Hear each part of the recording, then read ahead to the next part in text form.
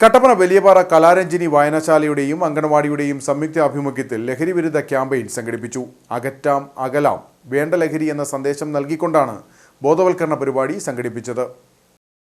വർദ്ധിച്ചുവരുന്ന ലഹരിയുടെ ഉപയോഗം കേരളത്തിന്റെ യുവജനതയെ ഒന്നാകെ തകർക്കുകയാണ്. ഇത് കേരളത്തിന്റെ ഭാവിയെ ഇരുട്ടിലേക്ക് നയിക്കുന്നു. ദൈനംദിനം വർദ്ധിച്ചുവരുന്ന ലഹരി കേസുകൾ ഭീതിയും ആശങ്കയുമാണ് ജനിപ്പിക്കുന്നത്. ഈ സാഹചര്യത്തിലാണ് ലഹരിക്കെതിരെ ജനകീയ ക്യാമ്പയിനുമായി വലിയപാറ കലാരഞ്ജിനി വായനശാലയുടെയും അംഗനവാടിയുടെയും നേതൃത്വത്തിൽ ലഹരി വിരുദ്ധ പ്രവർത്തനങ്ങൾക്ക് തുടക്കമിട്ടത്.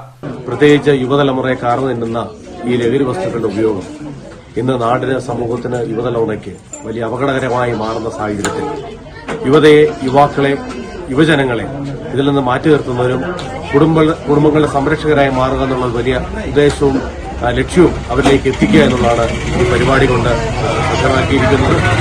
ക്യാമ്പയിന്റെ ഭാഗമായി വൊസാഡ് ഇന്റേൺഷിപ്പ് വിദ്യാർത്ഥികളുടെ നേതൃത്വത്തിൽ ഭവന സന്ദർശനം നടത്തി ലഹരി വിരുദ്ധ സന്ദേശം നൽകിയിരുന്നു.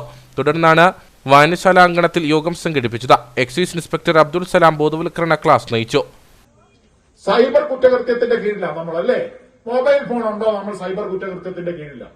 നെറ്റ് ഉണ്ടോ, ഫേസ്ബുക്ക് ഉണ്ടോ, വാട്സാപ്പ് ഉണ്ടോ, ഓർക്യൂട്ട് ഉണ്ടോ, ഇൻസ്റ്റഗ്രാം ഉണ്ടോ, നമ്മൾ ഏതിന്റെ കീഴിലാണ്? സൈബർ. മൊബൈൽ ഫോണിലൂടെ എട എന്ന് വിളിക്കുന്നത് പോലും കുറ്റകരമാണ് സൈബർ നിയമപ്രകാരം. അങ്ങനെ എട എന്ന് വിളിച്ചാൽ കേരള പോലീസ് ഏത് ആക്ട് പ്രകാരം കേസെടുക്കും? ഇന്ത്യൻ IT ആക്ട് പ്രകാരം കേസെടുക്കും. ഏറ്റവും കുറഞ്ഞ ശിക്ഷ എത്രയാ? 3 വർഷം തടവും 1 ലക്ഷം രൂപ പിഴയും. ഇവിടെ ശ്രദ്ധിച്ചേ, ഇവിടെ ശ്രദ്ധിച്ചേ, ഏറ്റവും കുറഞ്ഞ ശിക്ഷ എത്രയാ? അപ്പം എന്റെ പ്രിയപ്പെട്ട ആൺകുട്ടികളും പെൺകുട്ടികളും ഒന്ന് ശ്രദ്ധിച്ചു. പോലീസ് ഉദ്യോഗസ്ഥരായ ഷാജി, അഭിജിത്ത് എന്നിവർ ലഹരി വിരുദ്ധ സന്ദേശം നൽകി. അകറ്റാം അകലാം ലഹരിയിൽ നിന്ന് വേണ്ട ലഹരി, ലഹരിക്കെതിരെയുള്ള പോരാട്ടത്തിൽ അണിചേരുക എന്നീ മുദ്രാവാക്യങ്ങൾ ഉയർത്തിയാണ് ക്യാമ്പയിൻ സംഘടിപ്പിച്ചത്.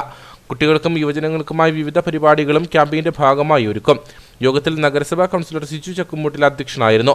വൊസാഡ് ഓഫീസർ ചാക്കോച്ചൻ അമ്പാട്, ബേബി മാവുങ്കൽ, CM ഭാസ്കരൻ, റോയിച്ചൻ ജോസഫ് തുടങ്ങിയവർ നേതൃത്വം നൽകി.